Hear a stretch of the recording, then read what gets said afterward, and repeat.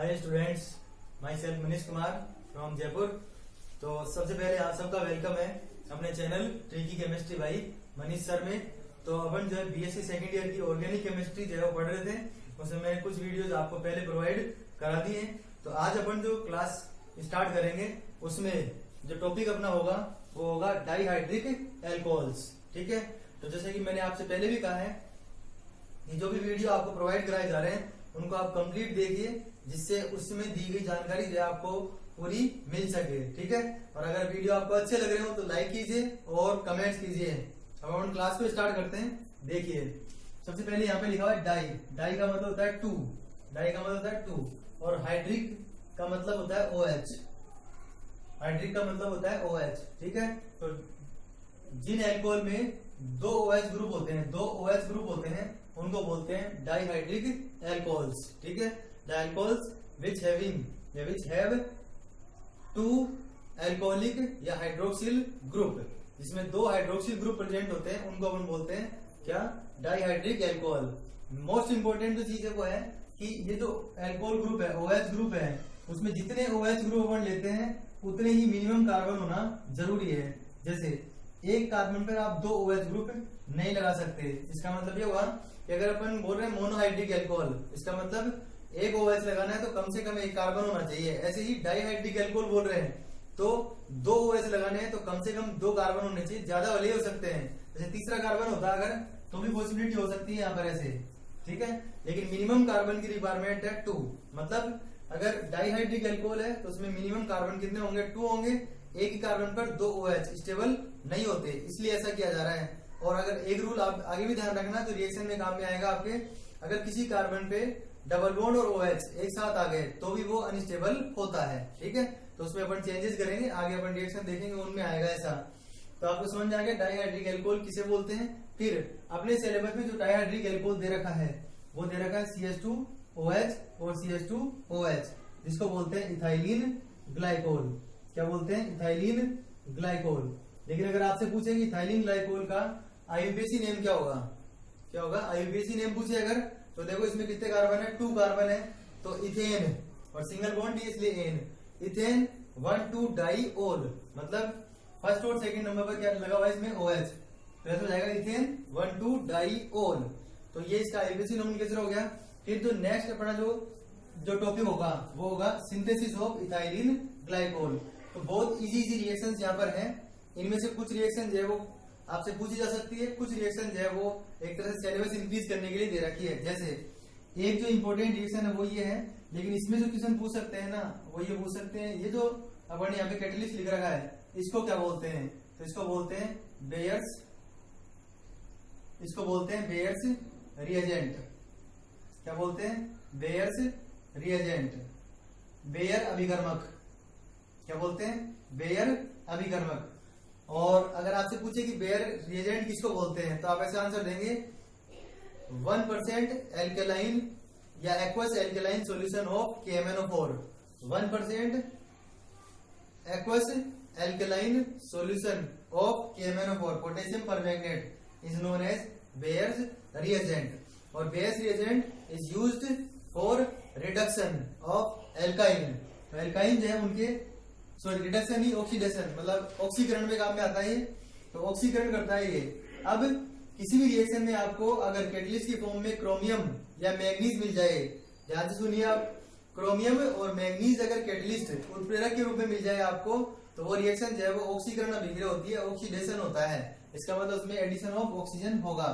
देखिए इधर ये जो अपन ने लिख रखा है प्रोम इथाइलिन या इथीन। ठीक है, तो ये होती है इथीन। इस पे इन दोनों को कंबाइन करके देखे अगर तो 2 ऑक्सीजन और 2 OH है, तो अपन ने एक 2 OH और 2 ऑक्सीजन हो गए, इसलिए एक OH जो इसके ऊपर लगा दिया। तो ये जो रिएक्शन है इसमें आपसे ये पूछ सकते हैं बेयर्स रिएजेंट किसको बोलते हैं और बेयर्स रिएजेंट का यूज क्या होता है। तो ये कंपाउंड जो है उसमें डबल बॉन्ड था, इसलिए कैसा था? अनसैचुरेटेड। और इसमें जो है ना क्या हो गया? सिंगल बॉन्ड, तो ये कैसा हो गया? सैचुरेटेड। सेकेंड जो रिएक्शन है वो अपने पास है फ्रॉम इथाइलिन ऑक्साइड, जिसको बोलते हैं ऑक्सीरेन। क्या बोलते हैं? ऑक्सीरेन। इथाइलिन का मतलब ये हो गया ऑक्सीजन इसके अंदर आ रहा है तो ऑक्साइड। इथाइलिन ऑक्साइड की वही H2O से रिएक्शन करा रहे हैं, जैसे इसमें H2O था लेकिन इसमें ऑक्सीडेशन था, इसमें जो है वो सिंपल एक तरह से हाइड्रेशन हो गया, H2O ऐड कर रहे हैं इसके अंदर। डाइल्यूट HCl, ठीक है। तो जब भी डाइल्यूट आ जाए, तो मैंने पहले बताया था आपको रिएक्शंस में जब भी डाइल्यूट दिख जाए आपको तो उसमें H2O ऐड करना है। जैसे इसमें भी डाइल्यूट लिखा हुआ है, एल्केलाइन लिखा हुआ है, ये तो डाइल्यूट है, इसका मतलब H2O। मतलब आपको ऐसे भी रिएक्शन दे सकते हैं, ये इतनी भी दे सकते हैं ऐसे, मतलब ये लिखा हुआ दे सकते हैं ऐसे, बोले इसका आंसर दो आप। तो आपको खुद को पता लगाना होगा कि डाइल्यूट लिखा हुआ है, इसका मतलब इसमें क्या है, H2O है। फिर मैग्नीज इसके अंदर आ रहा है, इसका मतलब ये ऑक्सीडेशन है। इस तरीके से आपको आइडेंटिफाई करना आना चाहिए रिएक्शन को, ये बहुत ही सिंपल ट्रिक है। डाइल्यूट है, इसका मतलब H2O ऐड करना है, एक ऑक्सीजन के पास ऑलरेडी है, 2 हाइड्रोजन और 1 ऑक्सीजन है, तो यहाँ पर 2 OH लग जाएंगे। फिर नेक्स्ट जो है वो है फ्रॉम इथाइलिन क्लोरोहाइड्रीन। क्लोरो का मतलब हुआ Cl और OH को हाइड्रीन बोल दिया, यहाँ पर से हाइड्रिक बोल रहे हैं वैसे, ठीक है। इसकी रिएक्शन करवाते हैं अपन CaOH का होल ट्वाइस। हिंदी में तो बोलते हैं इसको चूने का पानी, क्या बोलते हैं, चूने का पानी, ठीक है। और इंग्लिश में जो है इसको बोलते हैं अपन स्लैग्ड लाइम, क्या बोलते हैं, स्लैग्ड लाइम, ठीक है, मतलब बुझा हुआ चूना बोलते हैं एक तरह से।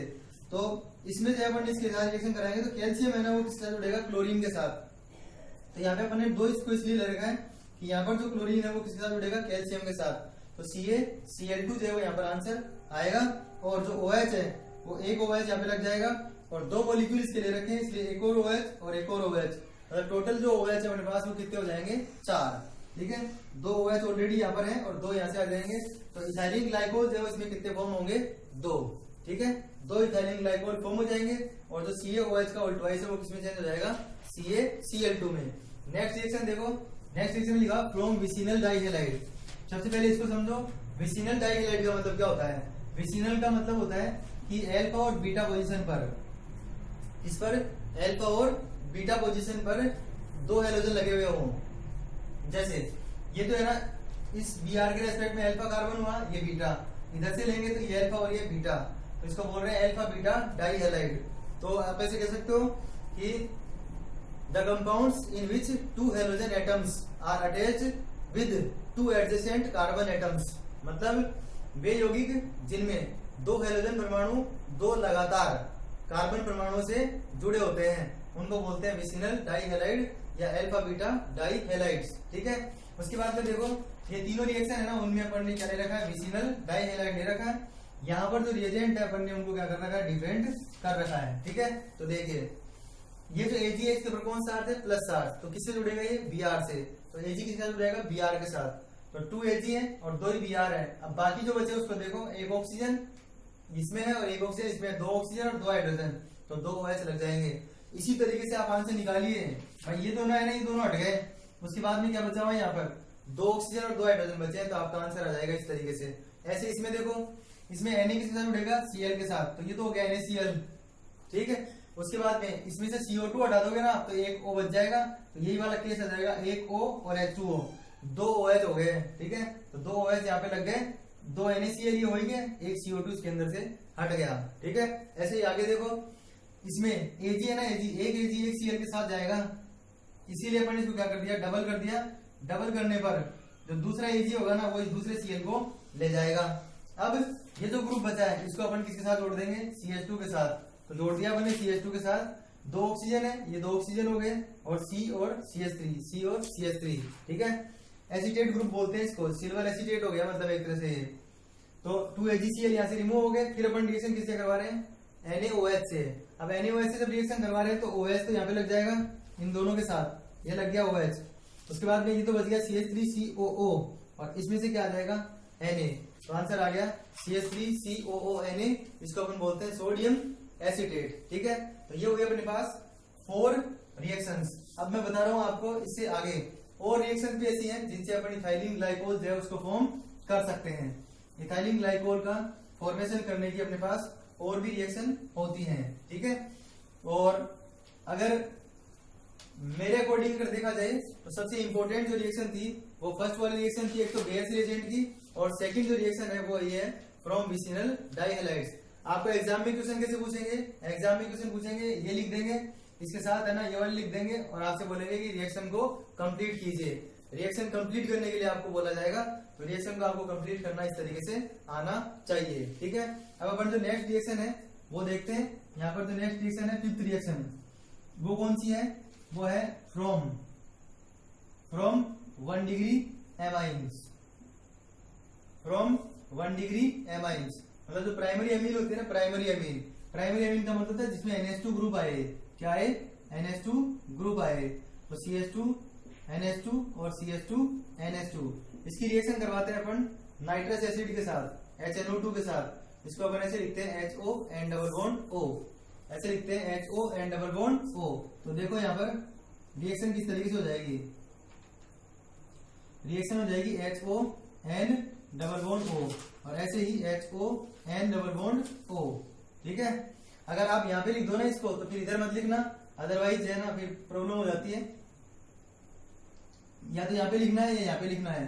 पता लग गया आपको कि दो से रिएक्शन करवाएंगे। एक आंसर क्या आ गया, CH2OH, CH2OH। यहाँ पर भी N2 और यहाँ पर भी N2, क्या बन गए 2N2। इधर भी H2O, इधर भी H2O, तो 2H2O। आगे बात समझ में।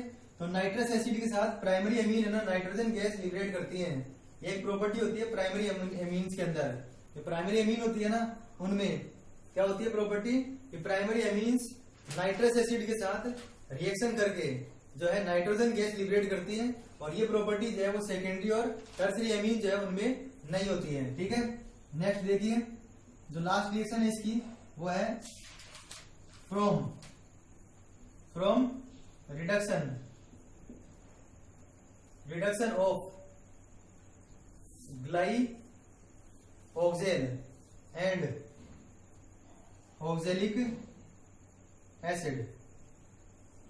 सबसे पहले देखो ये ग्लाइऑक्सेल क्या होता है और ऑक्जेलिक एसिड, सॉरी एसिड नहीं, ऑक्जेलिक ईस्टर।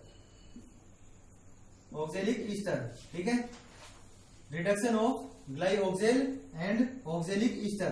तो देखो ऑक्जेल का मतलब होता है कि जैसे ये COOH है, ये इसको बोलते हैं ऑक्जेलिक एसिड। क्या बोलते हैं? Oxalic acid. अब इसमें से इस ग्रुप को हटा दिया जाए यहाँ पर, और यहाँ पे लगा दिया जाए CHO और CHO। तो एल है ना, एल वो एल्डिहाइड है ना, एल्डिहाइड उसका सफिक्स होता है, अनुलग्न होता है, अनुलग्न। तो ये हो गया अपने पास ग्लाइऑक्सेल। रिडक्शन का मतलब होता है हाइड्रोजन को ऐड करना है, जोड़ना है हाइड्रोजन। कैटलिस्ट जो होता है यहाँ पर, उत्प्रेरक जो होता है वो होता है Na और C2H5OH, Na और C2H5OH। तो जो हाइड्रोजन है ना, हाइड्रोजन हमेशा ध्यान रखना कि जब भी रिडक्शन करवाते हैं, जब भी अपचयन करवाते हैं, अपचयन मैंने पहले बताया था, वैसे जब भी अपचयन करवाते हैं तो हाइड्रोजन हमेशा सम संख्या में लेते हैं, इवन नंबर में लेते हैं, इवन नंबर में। इसका मतलब मिनिमम हाइड्रोजन कितने लेंगे 2, और 2 हाइड्रोजन लेने पर 2 हाइड्रोजन तो ओनली यहीं पे ऐड हो जाएंगे। इसका मतलब फिर से अपन हाइड्रोजन जो है वो यहाँ पे कितने लेंगे और इंक्रीज करेंगे, तो फिर दोबारा से जो रिएक्शन होगी उसमें OH है वो यहाँ पर आ जाएगा। ठीक है, तो ये तो हो गया किससे, ग्लाइऑक्सेल के रिडक्शन से। नेक्स्ट जो था वो था ऑक्जेलिक ईस्टर। तो COO C2H5, इस तरीके से इसकी जब रिडक्शन करवाएंगे तो जो ईस्टर होता है, ईस्टर जब भी ईस्टर का रिडक्शन करवाते हैं तो एक तो बनता है कार्बोक्सिलिक एसिड और एक बनता है एल्कोहल।